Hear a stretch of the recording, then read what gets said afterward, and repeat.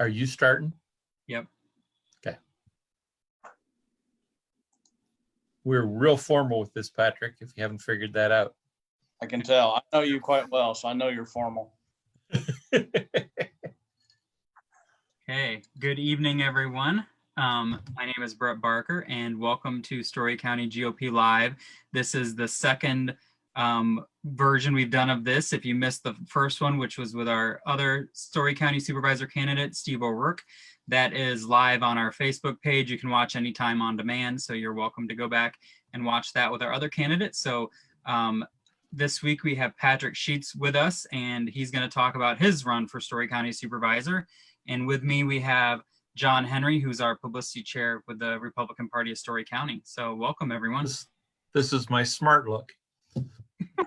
Got to work hard on that, huh? Yeah, it doesn't come easy. Patrick, let's start off by you telling us about Patrick.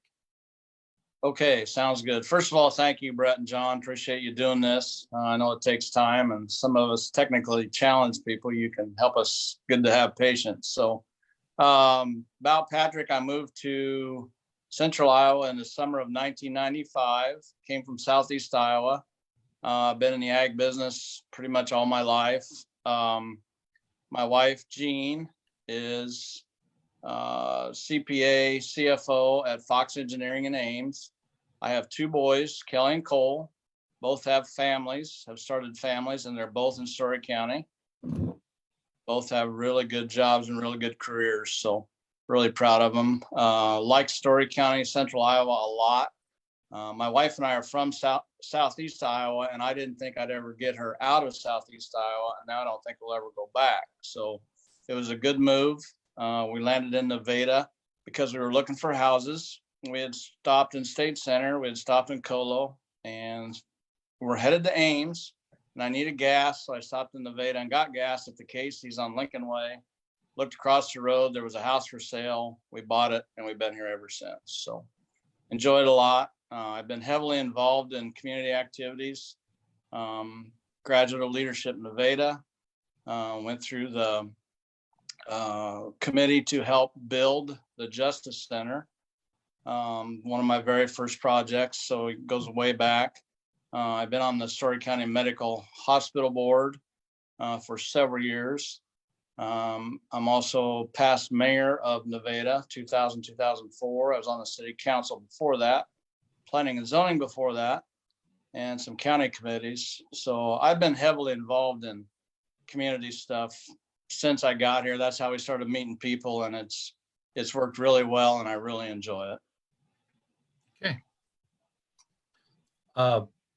So what's your most powerful, compelling reason to become? I mean, why do you want to do this supervisor thing? I just think the excitement, the upside for Story County, I just think is phenomenal. I think we have opportunities. Our location is amazing. You know, I-35, north, south, east, west on 30, wherever you want to go. Our location is really, really a strength. We've got university right close, big part of our county activities. I just think the upside to Story County is very, very positive, and I'd like to make a difference and make the future bright. Okay.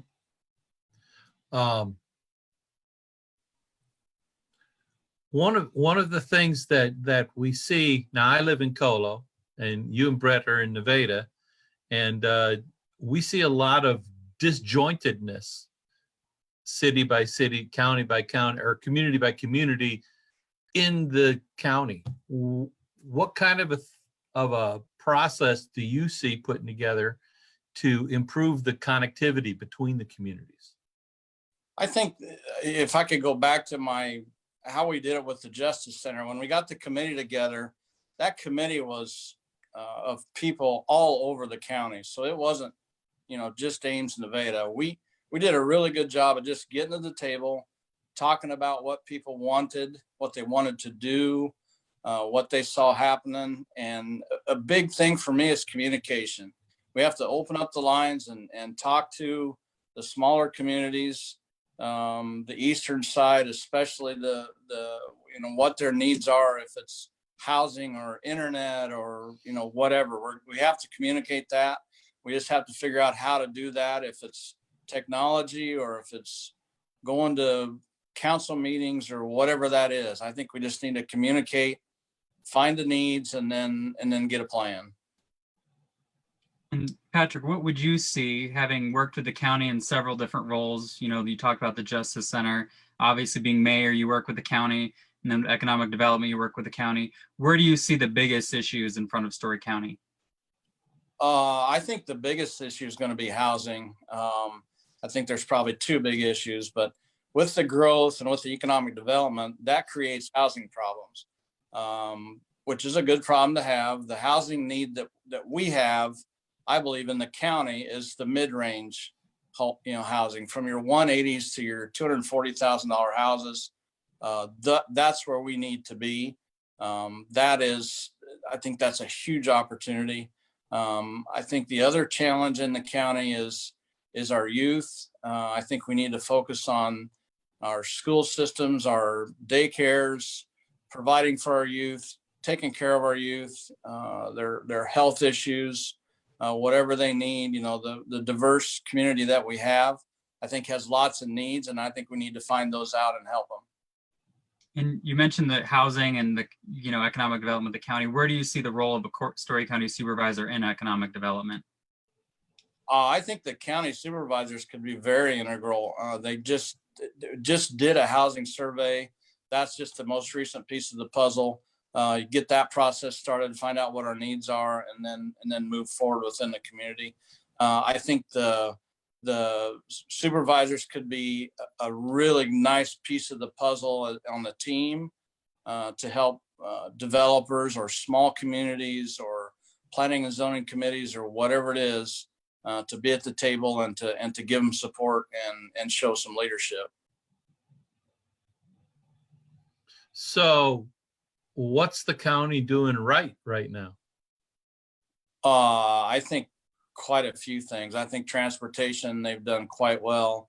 I think the growth areas, you can go around and look at lots of housing projects that are going up. We've got economic development springing up in Huxley, Nevada, Ames, the hotels in Ames. That's the county is doing lots of things now. The budget's been really, really good. The budget's been under control. That might take some focus at the times we're in now.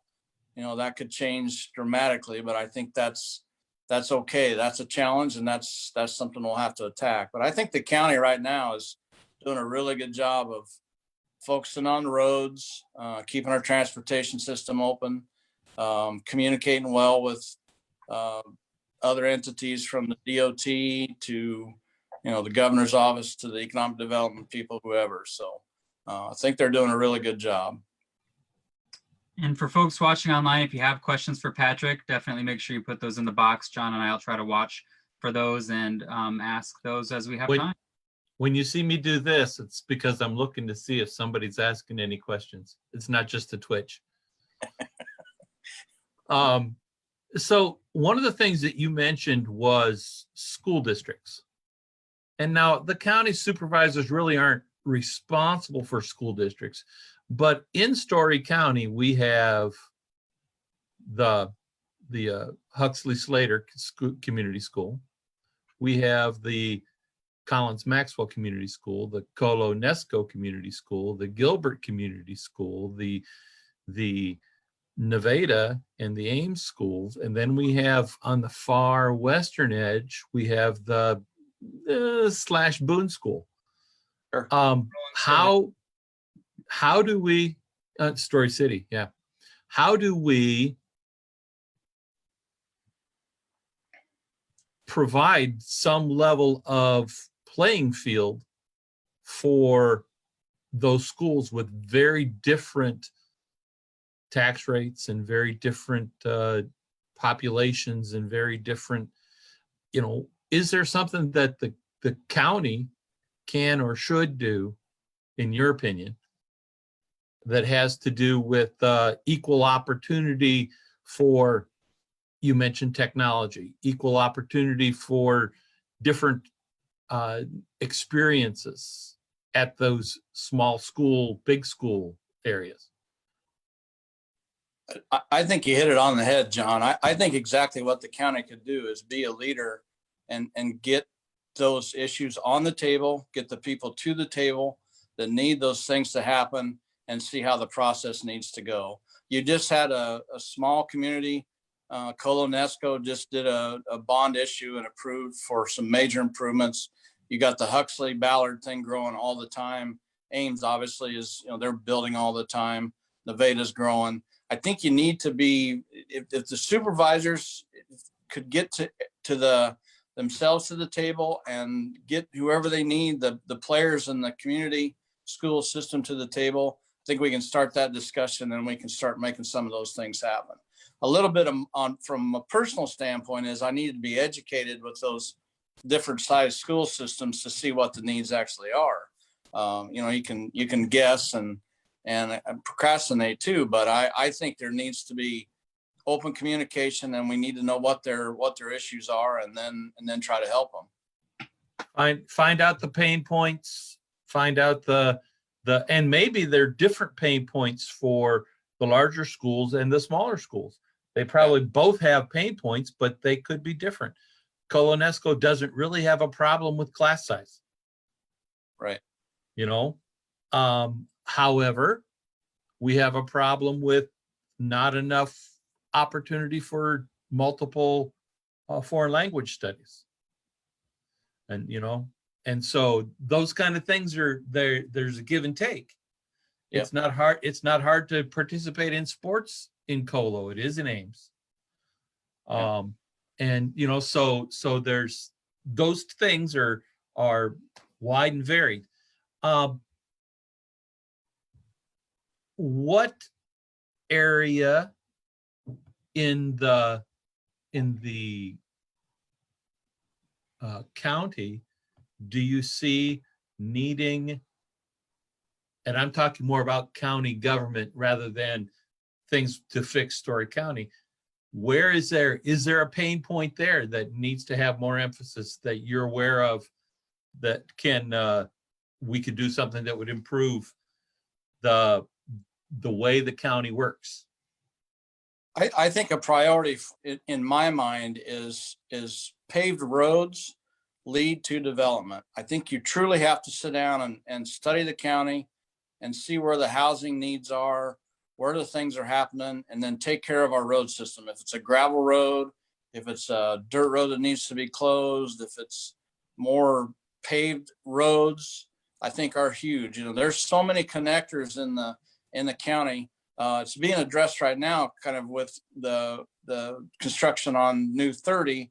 Some of the farm to market roads that we have kind of outlived their usefulness, and I think that needs to be revisited. If there's other roads that need to be paved, we need to figure out a way to do that. I'm sure there's stuff on the 5-year plan the supervisors already have. Stick to it. If something pops up, I think you address it and see what the need is. But I think the paved roads help development tremendously.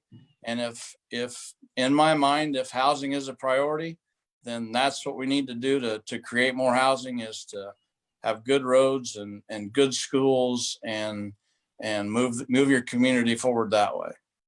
Yeah, that's something that I remember Rick Sanders talking about a lot, how many bridges were replaced and how many miles of road they were getting ready to pave, and focusing on those two things. So definitely. It's scary. Yeah, I know it needs it. Something I know he was the king of those statistics. So speaking of that, I know you've had the chance to work with a lot of different county supervisors through the years, and you've probably seen what to do and what not to do.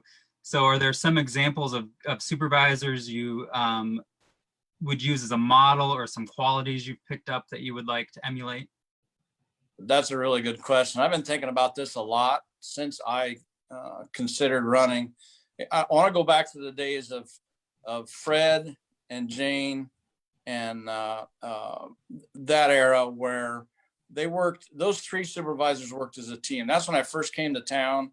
That was a great example of it wasn't so much Republican or Democrat. It was Let's work as a team. I truly think that's one of the strengths I have. I can truly work with just about anybody. I've never voted a straight ticket. I've always voted for the best person. Paul Toot's a great example. Paul was a terrific friend. Miss him a lot, but he was the kind of guy that made level-headed decisions, took advice, was a good listener, and I try to emulate myself to do that. And I think that is one of my strengths. I'm a really good listener. So I'd say I go back to those previous supervisors and just learn from them. I really think that I can do that. I can work with a lot of people. I've had to work with a lot of people over the years and to be successful on committees and as a mayor and it works. You just have to be a team player and open-minded and get things done. And you were mayor before I was even in town, so we didn't overlap as far as my role and your role. But what are some things maybe you learned both positive? So what would be a really good thing that you learned out of that, and what might have been your biggest challenge when you were mayor? I think the best thing I learned, I was really fortunate. I had a phenomenal city council. I had Gary Clem, Mike Neff, Dean Hansacker, Kathy Strum. I had a terrific council. We had a good city administrator. My strength was my council. You always want to surround yourself with good people and then get out of the way. And that's kind of what I did as mayor. Had a good city administrator. We had challenges, we had people that were not happy all the time, but we had good people and good communication lines. And if there were issues, we talked about them, we talked through them, and we got them fixed. So I'd say that was just, be part of the team, communicate with your people around you, and try to keep the communication lines open and get her solved. Got a couple questions online. I'm going to ask this first one because of the incredible reality of it. COVID-19 is here to stay, at least for a while. There was a bed and breakfast that was trying to host a drive-in movie night that would allow people to come and stay in their cars and watch a video, and they were unable to get a permit for this type of an event at their facility. Is there a thought process in your head about flexibility for some of those types of activities so that you can create a safe, distanced atmosphere and yet still have a community sense? Yeah, I really think you can. I think you have to be respectful of other people. You have to listen to, in this situation, they probably were, going to do the things they needed to do to wear masks or whatever it is. But no, I think you're right. It's here to stay. And I think we need to be flexible and figure out the things that we can do, all the little things, even the big things, what we can do. I think there is a solution to those people. They should be able to get a permit. There's got to be a way to figure it out. They got to respect the other people. The people coming to the event have to respect the rules. And I think if you do the things that you're supposed to do, I think you can pull that stuff off. And do you think that's something that the county should do? Should they look at stuff and say, okay, well, instead of me saying yes or no, period, let's say these are the guidelines that in order for this to be a responsible event, in order to get approval, we need you to consider and write up a plan on these items, these ticket items. Is that how you would do it? Or I think that's the exact role of the Board of Supervisors. Say, okay, here's the guidelines. If you think you can do it this way, what do you need to do it? And here's, A, B, C, D, whatever to do it. And then I think they could get the permit. Sure. Yeah. And I think that supervisors would be involved. And then we got a question from a Kelly Sheets. I'm not sure if that's a relation or not. Could be. With your involvement in the Nevada Economic Development Group, what are some of your visions for the entire county from an economic development standpoint? Softball.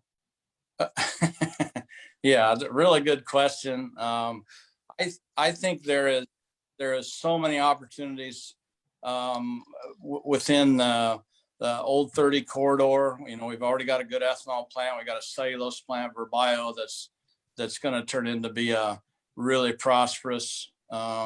It started out rough, but I think they've got it figured out now, and that'll have a bright future. You've got Ames, city limits are right there on our western border. They're working on a lot of things right now that will grow that corridor all the way up and down Lincoln Way, which leads to more opportunities within the county, you know, all the way from Huxley to Slater to Story City.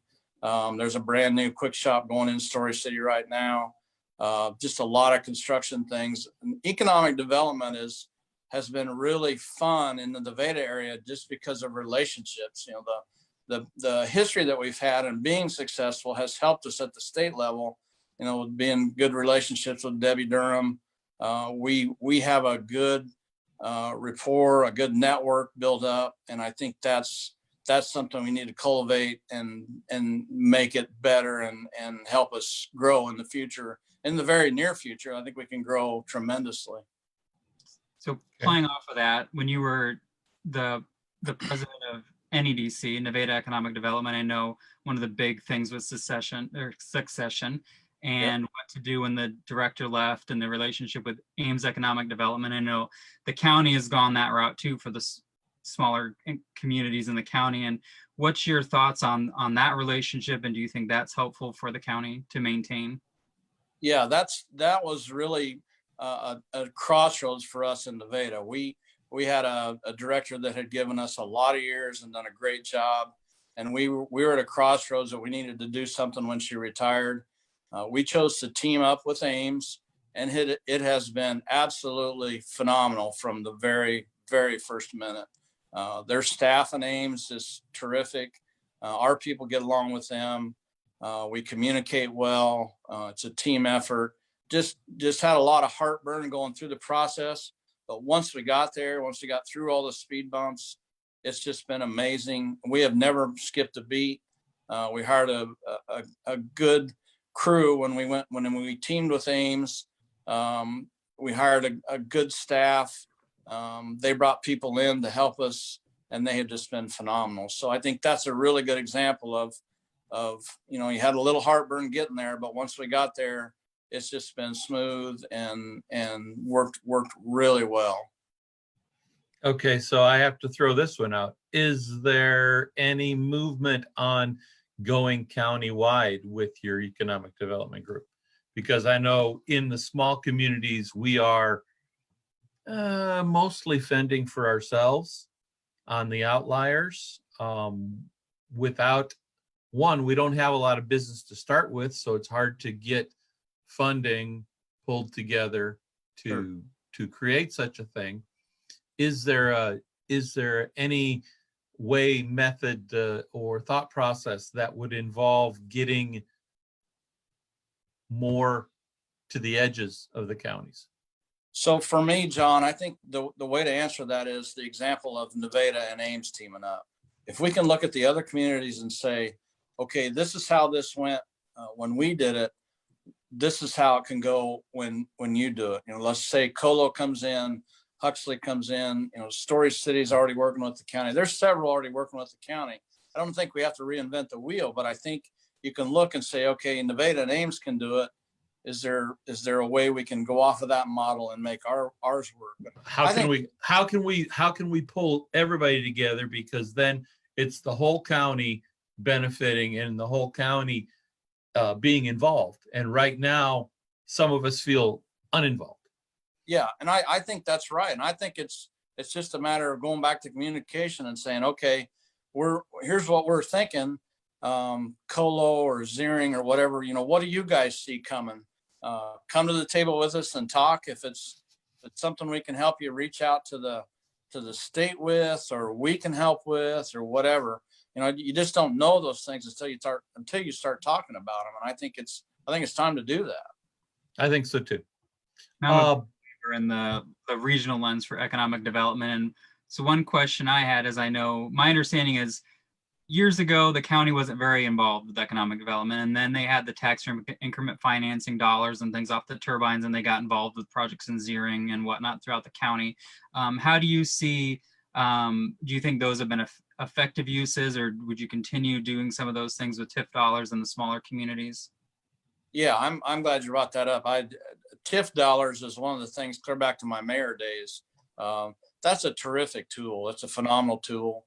I think the stuff that the county has done, to this point, I think the county is front side on, and I think they're doing good things. I think that's how you get growth. I know there's people that say it's a downside because you're giving stuff away, but you're truly not. You're bringing the people to a community. You're bringing the projects to a community, and those things just explode from there. So you're betting on the long run is what you're doing, and you're putting a few things up front side to hopefully have that business come to town. And it's competitive out there. We truly had to work hard to keep Burke. Burke's a good example in Nevada of a huge expansion. We truly were going to lose that company. Hormel owns them. They were truly considering going somewhere else, and we got to the table and discussed and did a presentation. We wanted them in town, and we made it happen, and they're in town, and they're going to be here for a long time. And that was a huge piece of the puzzle for economic development in Story County.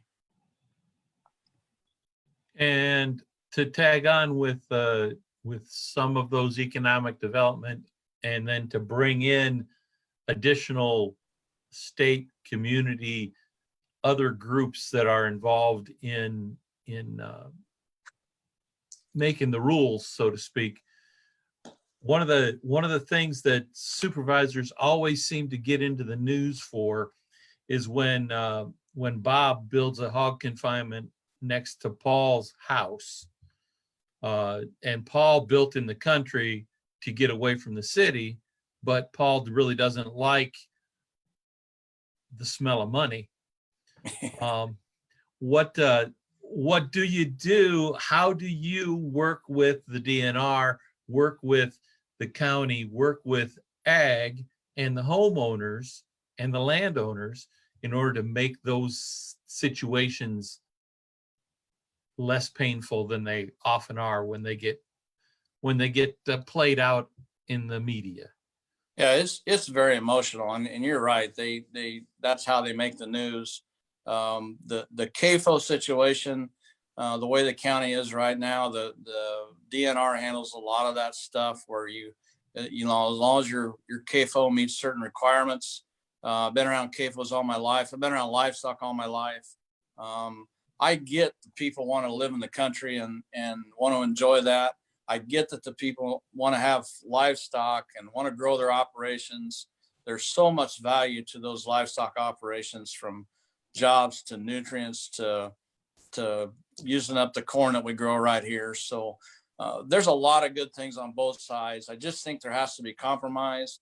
I think you have to understand what the owners of the livestock operations want. Clean water too. They don't want smell. They want good stuff for their grandkids. So there's a lot of stuff in common on both sides of that issue. You just have to, you got to reach the middle ground, and you got to let them both be successful. And I think the way it's set up right now, there's ways to do it. There's ways for the livestock people to take care of their livestock like they want to. Good food, good fresh food, fresh water. They want good animals too. The people in the countryside, in the acreages, want cheap food at the grocery store. So it's a win-win. I think we can all work together and make it work. Okay. I don't know how much this is really a county issue, but we hit on ag. So I know what I hear a lot about right now is agriculture and the ramifications of COVID, from ethanol to the food supply chain and all of the other byproducts that come from those things. So maybe, I know you're far more in the weeds with ag issues. So maybe talk a little bit about where you see ag now and the issues coming from COVID. And then if there's a county response to that governmentally, how that plays into. Yeah, it's really, really changed ag. Ag right now, not only just in Story County, but ag right now is in a bad spot just because, we went down the road of ethanol, and that took a lot of corn that we were producing, which today's farmer, especially those in Story County, know how to produce. They have no problem making a whole bunch of crop. Our problem is that now we can't, you don't have an avenue to put it in an ethanol plant or feed it to animals or whatever. The COVID situation with the packing houses has really made that thing blow up and show us now how the whole chain needs to work together, from production to the ethanol, to the DDGs, to the bean meal, to the hogs going up to the chute to the slaughterhouse, or the cattle doing the same thing. So it's a tough situation in ag right now. And I think it's going to have there's going to be some things that we're going to learn from this that are going to be lasting for years. We may never catch up on production like we were 60 days ago. I mean, it's changed dramatically, and it's amazing how the producers in the county that I know, how they've been flexible, and they've done a great job of switching their habits. Okay, one question. If you have questions, make sure to type them in there, and then John can ask his. Yeah, I've got one more question that has to be asked of the supervisors. Supervisors are often tasked with the impossible of keeping the Ames and the rural happy. How do you see that balancing act work as a supervisor? I think it's a slippery slope, but I think it's doable. I think there has to be a really good focus on the services staying good, the roads staying good, the open line of communications. I know Ames is focused in the last few years with the county has been mental health. The mental health services have taken a beating. I need to be educated on that part of it. I need to see what role the supervisors need to play. I visited a lot with Paul Toot in the past, Marty Chitty, Rick Saunders, those guys, that mental health thing, that's the way you tie Ames and the other communities, I think, together. If it's with facilities, if it's working in the schools, whatever it is. But I think we need to find out what the needs are. I had something hit home pretty hard at a hospital board meeting a couple months ago. One of our doctors got pretty emotional about what's happening in our schools, how the kids are acting, the pressure that's on some of these teachers, some of the administrators. We need to help them. We don't want our kids in that environment. We don't want our grandkids in that environment. So I think that would be one of my priorities, is to get educated on what's happening in our school system with our youth, with our mental health, with our society as a whole, and see what role we can play to make it better. Another question I have is, COVID, one of my predictions coming out of this is that there will be a more opportunity for telecommuting. I think people are going to get used to doing it themselves. I think companies are going to get used to that as a practice and seeing that it is something that can happen. And so how do you see Story County playing into that? And are there ways the county can help to encourage it? Well, I think you're exactly right. We're probably going to continue because it has been successful. I think you're going to have to focus on internet service, whether it's fiber or whatever it is in our rural areas. We're going to have good internet.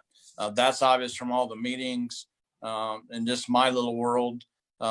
It's really important to have good internet. So I think that's where we're going, and I think that's one thing we have to focus on is get that service. If it's at the county level that we need to provide it, then let's do it and help the whole Story County out. And I have one last softball question. It's kind of economic development. It's kind of roads. It's bike trails. We have a good bike trail system in Ames, a pretty decent bike trail system within Nevada itself. And we aren't connected to any of the other big trail systems. What is the thought process methodology that you might think of or might encourage the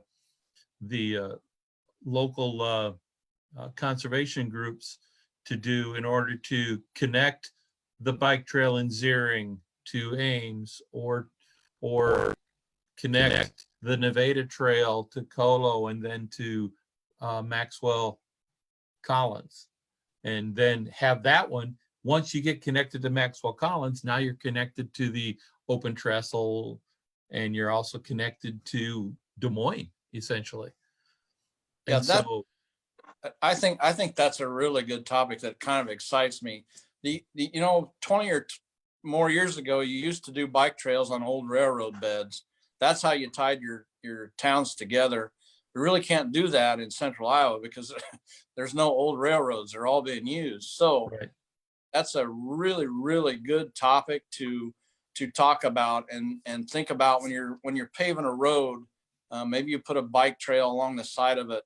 Maybe there's land that you can purchase in the county that, through the county conservation crew, maybe they can send us in the right direction to buy some land. But I think that is the future. I do think connecting your communities with bike trails is huge. That's economic development for sure. Go down and look at, you mentioned Slater would be one of them in the county that's benefiting hugely from bike trails, within town, going right through town and heading for the high trestles. So I think that's a real opportunity for us in Story County. And I would really like to focus on trying to figure that out and trying to connect the communities. There's got to be a way to do it. I mean, there's got to be people out there that have ideas, and I think we need to entertain those. Okay. Question I have, kind of getting towards wrap up again. If people have other burning questions they want to ask, feel free to type in there. Obviously we're going to have people that are going to watch this, they're going to have more questions. How can they learn more about you, and how can they contact you after this? We can go to Facebook. We can get to you that way. We also have a website, Sheets for Story County website. You can do it that way. My email, you can email me at patricksheets65@outlook.com, or just reach out however you see fit. Flag me down on the road or whatever you need to do. I'm available. I'll listen and try to get your questions answered. And is there anything that we didn't ask you about that you wanted to talk about tonight?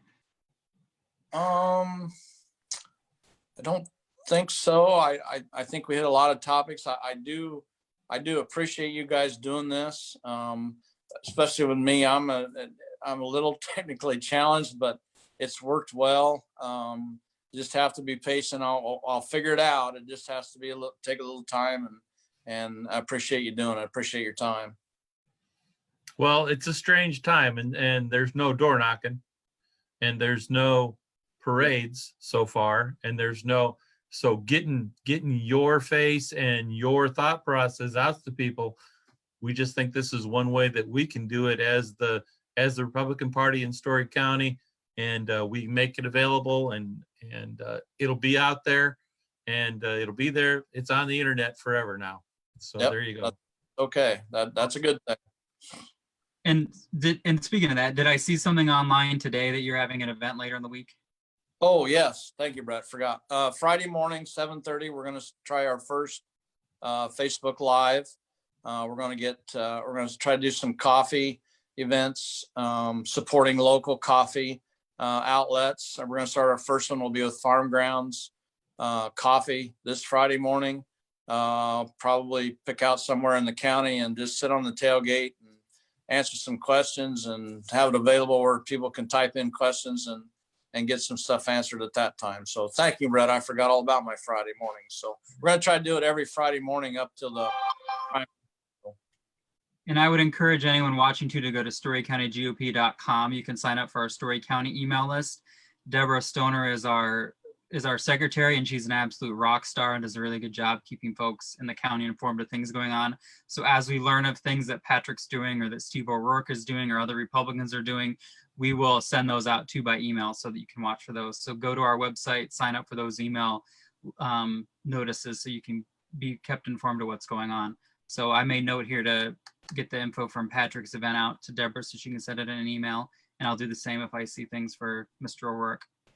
And my sheets for Story County is the number 4, not FOR, the number 4 sheets for Story County. Sheets 4. Yeah. Story County. Got it. Go. Good visual. Okay, I didn't have anything else. Do you have anything else, John? I think you wore me out, so we must be good. Yeah, And equal time. It's about 40 minutes, which is the same as Mr. O'Rourke had. So that works out really good. And unfortunately, the O'Rourke one, you had to listen to Brett and I for the first 20 minutes. but we talked about how to vote. So if you want to know how you vote in this primary, go watch the last video we did, and that'll tell you. And then I guess I'll plug tomorrow too. The Iowa Federation of Young Republicans will be having a live stream with Secretary of State Paul Pate talking about voting, the primary process, and how to vote. So I'm sure he'll have some good details for everybody too. So Yeah, and I appreciate that a lot. I think that's going to be huge. We're going to have to vote. Just, you know, whatever means you can or whatever you need. Let's vote. If you can do it, let's vote. Oh, I had one thing. I looked at one of the mail-in ballots, and I noticed that there are some positions that are empty, blank, that you need to write somebody in, folks.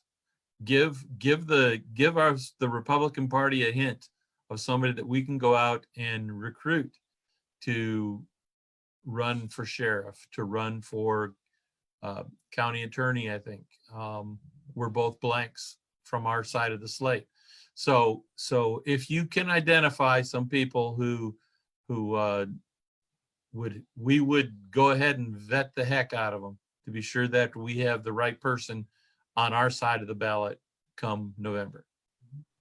Yep, Good and point. so there will be, there's the opportunity to have a county convention recalled, which in COVID world, you know, we'll see what that means as far as how to logistically do that. But after the primary, there's a notice requirement. So there's this kind of small window after the primary that you can recall the Story County Convention. And then that convention would have the authority to fill any vacancies that exist after the primary. So you're right. I think it was auditor. There's another supervisor seat. So we talked about that last time. There's a full 4-year term, and that's what Patrick and Steve are running for. But there's a 2-year supervisor term that's for the vacancy. So that has the capability for a nominee, the auditor, the sheriff, and the county attorney. So Yep. All right. Well, Patrick, thanks for your time. People out there in TV land or internet land, I guess, thanks for tuning in. And those of you who watch it later, thanks for watching it later. Yep. Thanks, everybody. Good night. Good night.